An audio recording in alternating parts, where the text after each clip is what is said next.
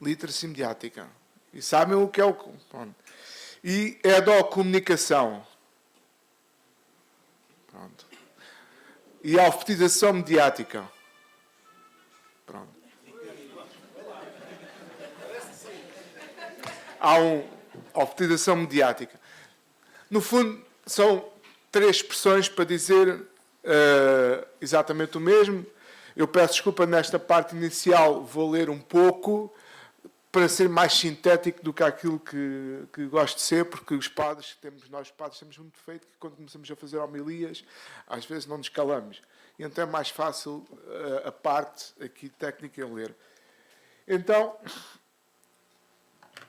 a literacia mediática é a capacidade de compreender e usar informações, médias e tecnologias de maneira crítica, efetiva e reflexiva. Ontem, por exemplo, nós tivemos a ver a tecnologia, a capacidade de usar ontem ao final da tarde. E agora vamos ver que não é pela quantidade, ou seja, estar devidamente presente no ambiente digital não se mede pela quantidade de informação que retemos e, da mesma forma que o nosso nível de literacia, uma pessoa não é mais inteligente ou menos inteligente pelo número de vezes que falamos, que lemos ou ouvimos palavras. A literacia é a capacidade de usar os conhecimentos nas tarefas da vida em comunidade, de realizar projetos pessoais e de reforçar e melhorar os próprios conhecimentos. Uma pessoa, um adepto do Benfica, pode ler o jornal A Bola, mas pode reter apenas as partes em que diz que o árbitro se enganou na decisão de assinalar um penalti contra. Pronto. Não é, há a capacidade de entender e de perceber. A literacia mediática pode ser entendida como ter acesso aos mídias, conhecer as suas facetas, ter uma perspectiva crítica dos seus conteúdos e criar comunicação em múltiplos contextos. Segundo a União Europeia, sim, porque o conceito de literacia mediática está balizado pelo Conselho da Europa desde pelo menos 2020, a literacia mediática é a capacidade de aceder, compreender e avaliar criticamente os meios de comunicação social. E é para isso que existem peritos como para balizar aquilo que são as competências para avaliar se uma pessoa tem determinada ou não competência mediática. Alguns desses peritos, falo, por exemplo, de Inácio Aguadé, o responsável, o coordenador do doutoramento da Edocomunicação Internacional, da Edocomunicação da Universidade do Elva, presidente da rede Alfamed, que junta todos os peritos de literacia mediática da América Latina e de Espanha e de Portugal.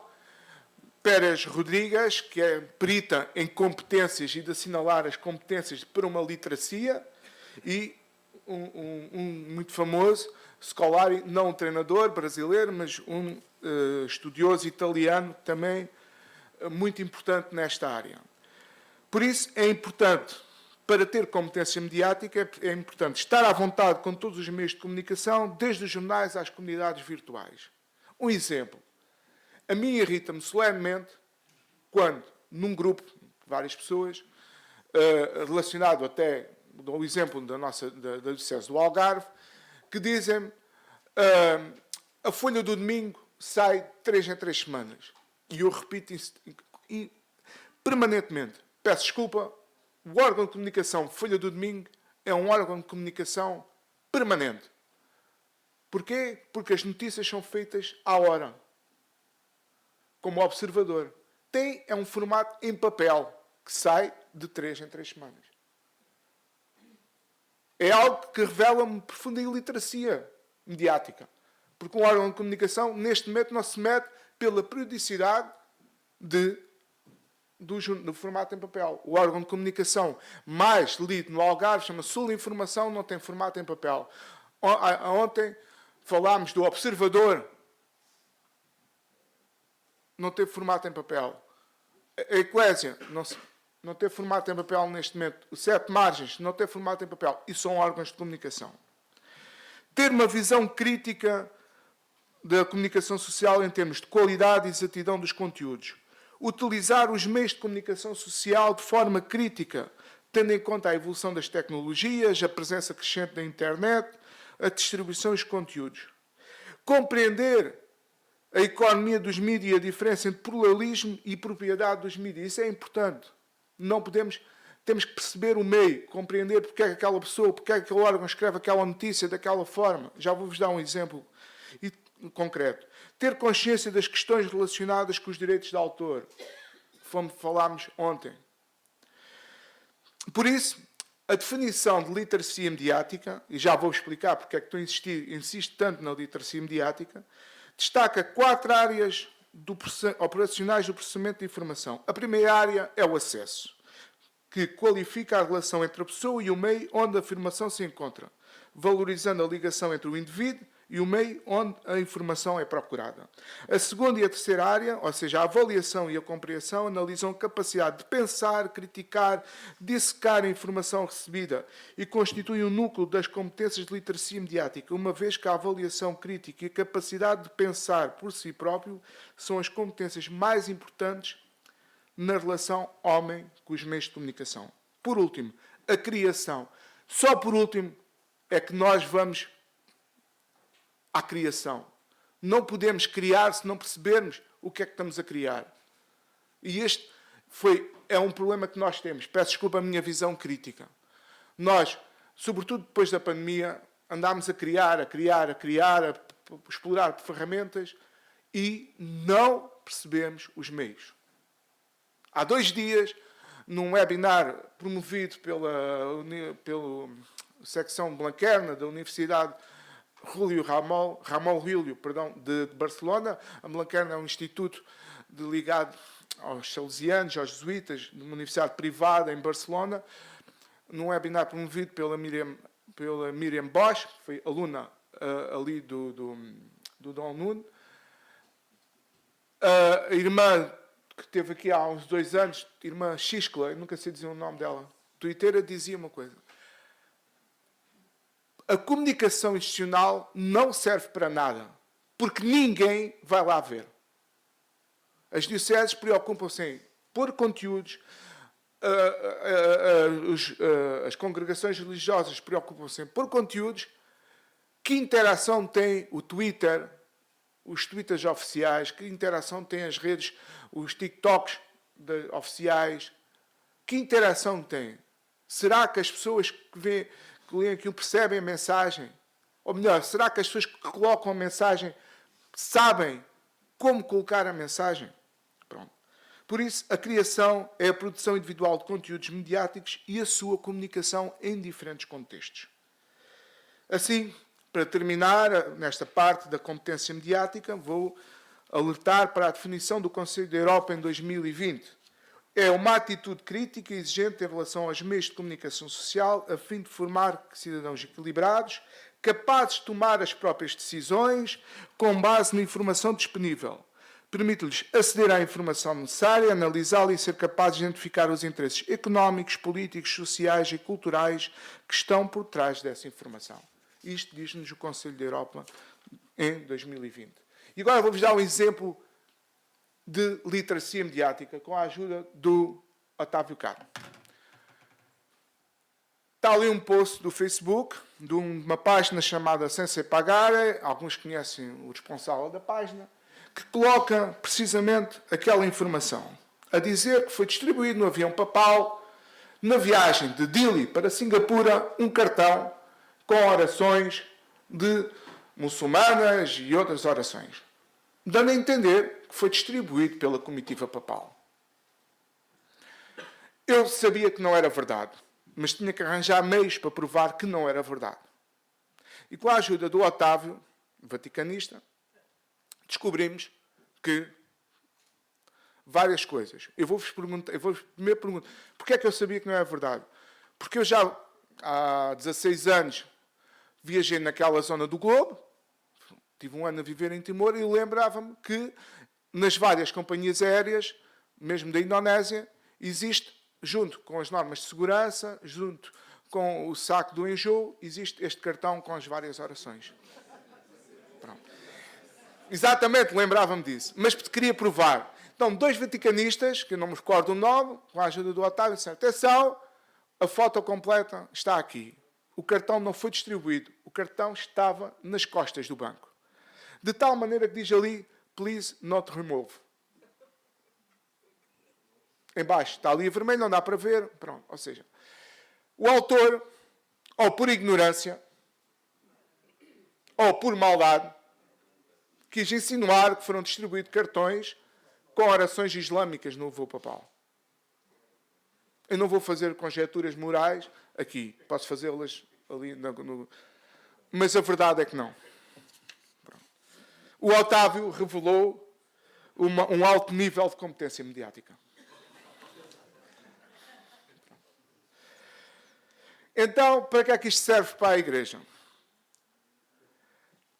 É importante tratar a literacia mediática numa perspectiva transmídia, que inclua todas as realidades da vida humana. E a religião e a fé é uma realidade da vida humana. E por isso, é necessário, é imprescindível, é a nossa missão transpor os valores judaico-cristãos que estão na base da ética e do humanismo das nossas sociedades para o ambiente digital.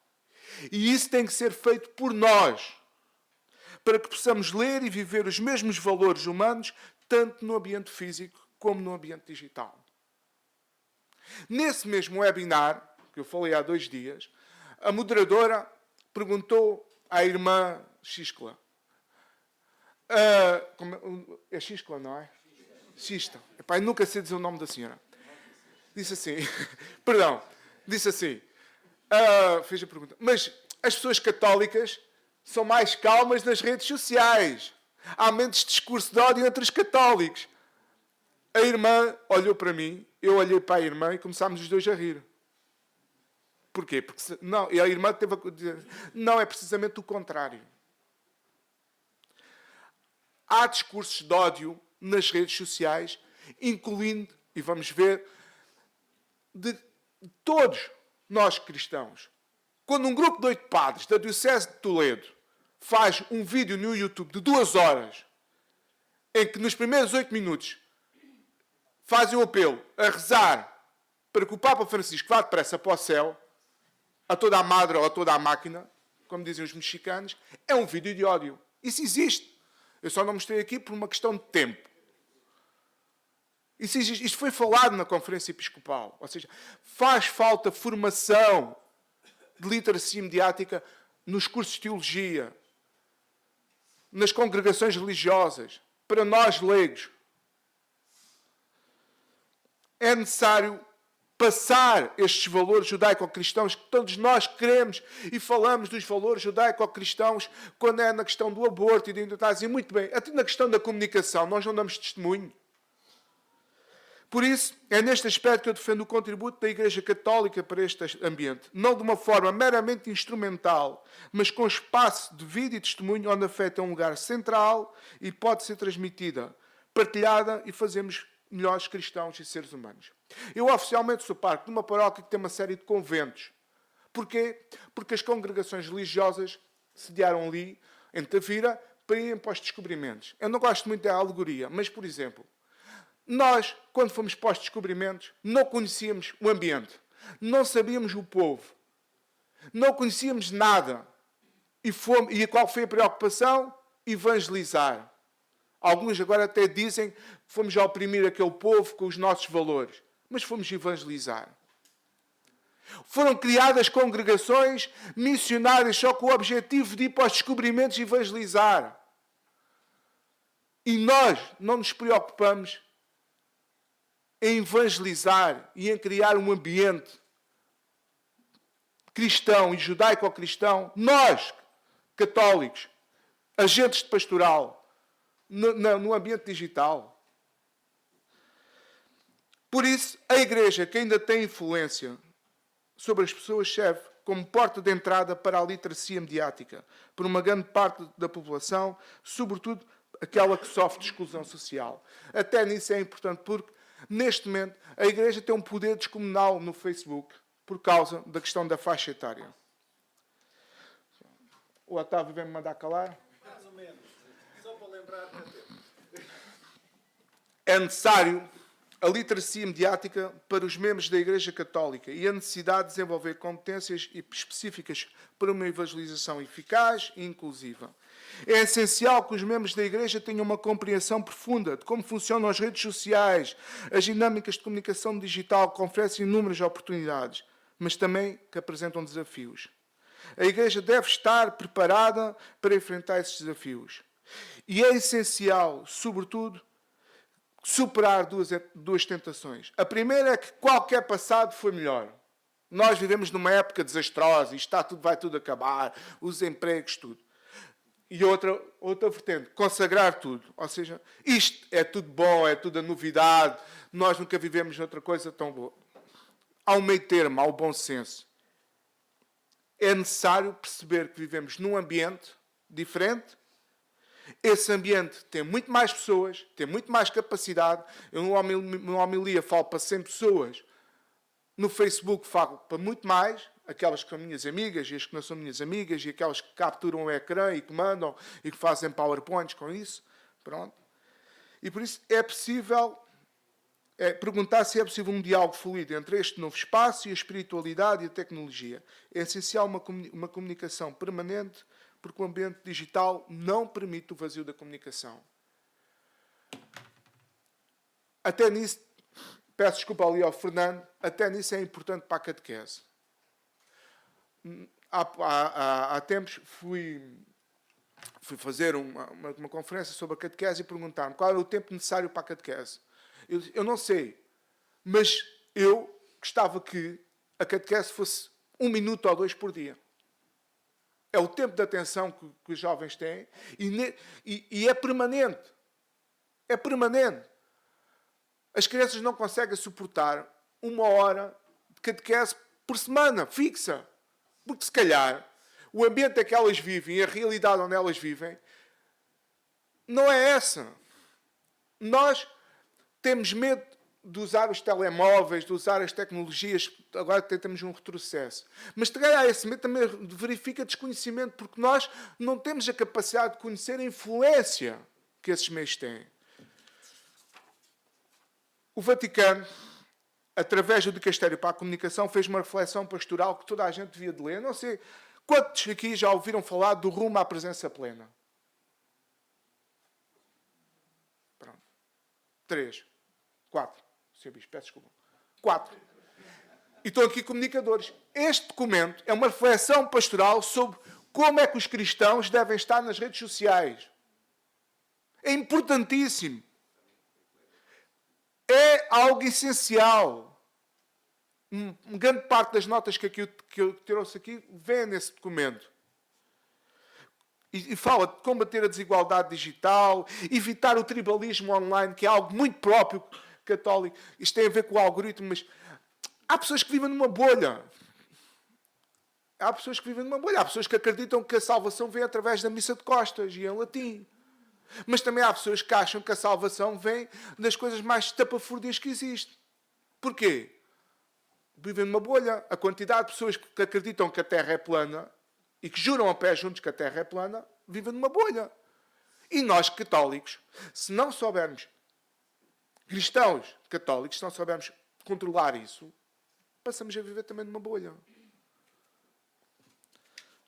Antes que o Otávio mande calar, há urgência em Era quase agora, sim. Pronto, eu vou já terminar. 2 minutos. Há uma urgência em formar e acompanhar os evangelizadores digitais, promovendo uma presença ativa e pastoral que responda às necessidades contemporâneas. Eu não digo criar uma congregação especialista em redes sociais, em ambiente digital. Não é isso. Mas nós, se temos que evangelizar, se a comunicação é sobretudo evangelizar, onde é que está a maior parte das pessoas? Qual é o meio mais rápido, mais eficaz e com mais gente? É porque há 3 tipos de evangelização. Pronto, peço desculpa. Ou 3 melhor, eu vou falar em pesca, que é uma coisa que eu percebo. Há aquela pesca da aquacultura, que é o peixinho que nós comemos. Pronto. O peixinho, a aquacultura, o robalo, a dourada, da aquacultura. Pronto. É fácil, chega-se para lá uma cana, tira-se o peixe. Pronto. Depois já há a pesca de rio. Há a pesca de rio. O rio está estreito, mas os peixes passam e é mais fácil, se for preciso, se houver muito peixe no rio. Eu gosto da pesca de alto mar. Os peixes são grandes, são saborosos, demoram mais tempo a pescar.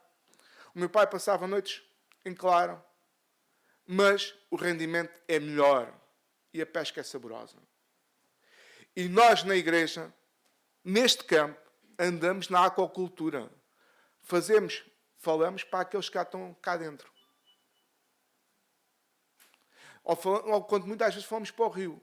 E esquecemos que a evangelização, tal como nos descobrimentos, é ir lá buscar aqueles que estão lá, que muitas vezes não sabem que nós existimos.